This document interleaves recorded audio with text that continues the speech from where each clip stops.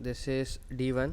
अस्सलाम वालेकुम everyone, this is D1 8th edition और chapter number 12 exercise 12C perimeter and area of plane figures. Question number 4 हम इसमें करने की कोशिश करेंगे। तो कहते हैं the circular portions of the following figures are semi circles और find the perimeter and the area of each of the following figures. ठीक है, तो पेरीमीटर का तो फॉर्मूला आप जानते हैं, सम ऑफ ऑल साइड्स होता है। तो हमें तो ये साइड दी हुई है 5, ये साइड दी हुई 3, हमें ये सरकमफेरेंस मालूम करना है सर्कल का जो कि आधा है। तो अगर मैं ऑप्शन नंबर ए में सबसे पहले सरकमफेरेंस मालूम कर लूँ, सरकमफेरेंस ऑफ सेमी सर्कल, ठीक है, सबसे पहले तो ये मालूम कर लिया जाए। अब circumference of semi circle, circumference का फार्मूला होता है 2 पाई और आर। चूँकि आधा है तो आधे के लिए आप इसको 2 से डिवाइड कर देंगे तो ये इससे कैंसिल हो जाएगा। सिर्फ पाई की वैल्यू और रेडियस आपके पास, बल्कि नहीं, हाँ रेडियस आपके पास 2 दिया हुआ है तो हो जाएगा 2 पाई। अब कुछ जो हमारे व्यूवर्स हैं उनका शिकायत ये है कि सर हमें अलाउ नहीं होता कैलकुलेटर, तो उनके लिए ये 2 पाई तक यहीं छोड़ दें, ठीक है। अब अगर हम पेरीमीटर फाइंड आउट करते हैं तो पेरीमीटर में होता है सम ऑफ ऑल साइड्स, ठीक है। तो शेप ए में अगर आप देखें तो जो ट्रायंगल है उसकी एक साइड है 5 जो कि हाइपोटेन्यूस है, बेस उसकी 3 मीटर है और जो सरकमफेरेंस है उसका आंसर है 2 पाई। तो ये हो जाएगा 5 + 3 8, 8 + 2 पाई। ये उन व्यूवर्स के लिए, उन कैंडिडेट्स के लिए जो P1 के हिसाब से क्वेश्चन सॉल्व करते हैं, जिन्हें अलाउ नहीं होता कैलकुलेटर यूज़ करना अपने स्कूल्स में फ़िलहाल फॉर द टाइमिंग। अब आप यहाँ पर 8 + 2 पाई को अगर कैलकुलेटर में सॉल्व करते हैं तो उसका आंसर 14.28 आएगा, ठीक है, अगर आप कैलकुलेटर यूज़ करते हैं तो, ठीक है। देन अब बारी आती है एरिया की। अगर हम इसका एरिया निकालते हैं, ठीक है, मैं यहाँ इसके साइड में निकाल रहा हूँ।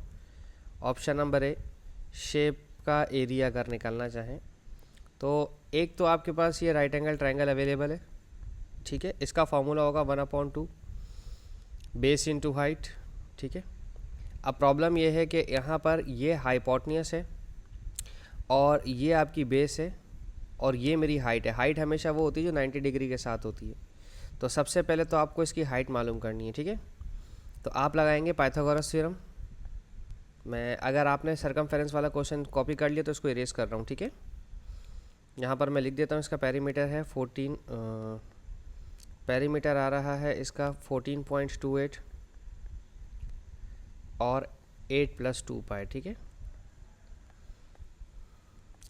अब हमें एरिया निकालने के लिए सबसे पहले हाइट चाहिए होगी, तो ट्रायंगल की हमें पाइथागोरस इस्तेमाल करें आप। पाइथागोरस का फार्मूला होता है C² = A² + B²। अगर शेप में आए तो ये आपका C है, ये 3 जो है आपका B है और ये जो है आपका A है, ठीक है, राइट। तो C की जगह लिखेंगे 5, 5 का स्क्वायर, A की जगह आपने A ही लिखा रहने दें, बल्कि नहीं यार, सॉल्व है बिना पाइथागोरस के भी हो रहा है। अभी मुझे जहन में आया, देखो देखो भाई, ये इसका रेडियस, इसका जो रेडियस है, माफ़ कीजिएगा मैंने शायद आपका टाइम ज़ाया कर दिया इस तरह से, इसका रेडियस 2 मीटर है तो ये रेडियस भी यहाँ से भी 2 मीटर ही होगा, तो ये 4 आंसर आ जाएगा, ठीक है। तो 1/2 बेस 3 है और जो हाइट है वो 2 + 2 4 हो गई, ठीक है। ये 4 मीटर की हो गई, 2 दफ़ा रेडियस थे, ठीक है। 2 × 1 = 2, 2 × 2 = 4, 2 × 3 = 6, 6 मीटर स्क्वायर एरिया आ गया ट्रायंगल का, ठीक है। अब इसमें प्लस करना है सर्कल का एरिया। सर्कल का एरिया होता है πr², लेकिन हमारे पास आधा है तो हम हाफ करेंगे, ठीक है।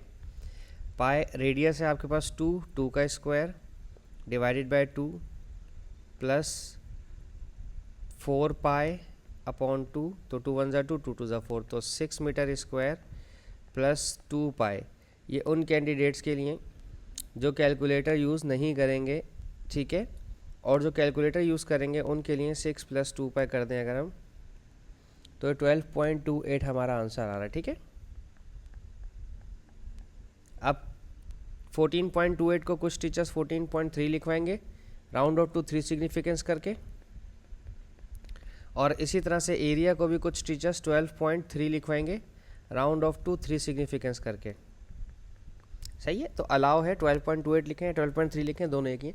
अच्छा ये माना जाता है कि राउंड ऑफ करके लिखें 3 सिग्निफिकेंस फिगर में। अगर पूछा है तो भी, नहीं पूछा है तो भी, पूछ ले तो बहुत अच्छी बात है, नहीं पूछा है तो हमने तो फिर भी वैसे बताना ही है। ठीक है, अब हम इसको इरेज कर देते हैं। अब हम करते हैं पार्ट बी के अपने। ठीक है, अगर आप पार्ट बी की तरफ आएँ तो पार्ट बी में मुझे सबसे पहले आपको शेप समझानी है थोड़ी सी।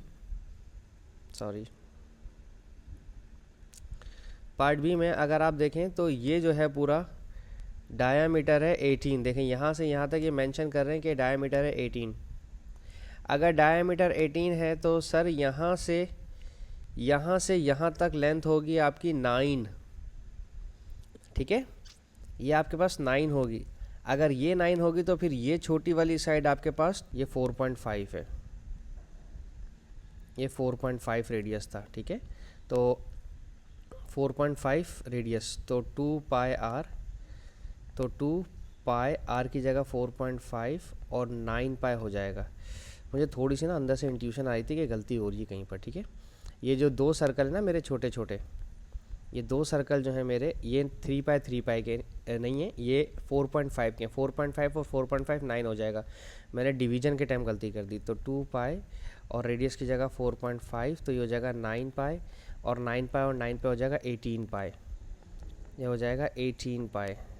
थैंक गॉड, गलती करने से बचा दिया मेरे को, थैंक यू बेटा। और 56.54, ठीक है, 56.5 भी आप इसको लिख सकते हैं। ठीक है, अब आप बात करते हैं एरिया की। देखो एरिया में हमारे पास एक है लार्ज सेमी सर्कल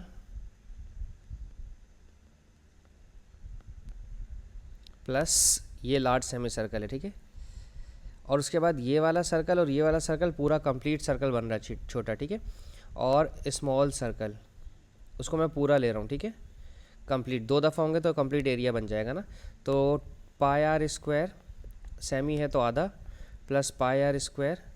अच्छा, यहाँ पर आर मैं बड़ा लिखूँगा, पाई कैपिटल आर है 18 का आधा 9 का स्क्वायर अपॉन 2 प्लस पाई, और छोटा वाला जो सर्कल है उसका रेडियस है 4.5 और इसका स्क्वायर। अब आप पाई कॉमन ले लें तो 9 का स्क्वायर हो जाएगा 9 9 जा 81 अपॉन 2 प्लस इससे भी पाई और इससे भी पाई कॉमन ले लिया। मैं पहले P1 वाले बच्चों के लिए कर रहा हूँ। ठीक है, 4.5 को सॉल्व कर लेते हैं। 45 होता है 45 डिवाइड बाई 10, 5 9 जा 45, 5 2 जा 10, 9 9 जा 81, 2 2 जा 4। ठीक है, अगर इसका स्क्वायर ले लेते हैं तो ठीक है, मैनुअली 81 अपॉन 4 आएगा इसका आंसर। ठीक है, पाई अगर आप इनका एलसीएम लेते हैं 2 और 4 का एलसीएम 4 आएगा, 2 8 जा 16, 2 1 जा 2 प्लस 81, तो ये हो जाएगा 2 और 1 3, 243 अपॉन 4 पाई। ठीक है, ये उनके लिए जो मैनुअली करना चाहते हैं। ठीक है, बाकी 243 अपॉन 4 और पाई, तो ये आ रहा है हमारे पास 190.85। ठीक है, कैलकुलेटर से 190.85, तो ये हो जाएगा 191। ठीक है, 2 2 3 सिग्निफिकेंस फिगर में। ठीक है जी, तो ये एरिया आ गया। ठीक है, इसके साथ ही मैंने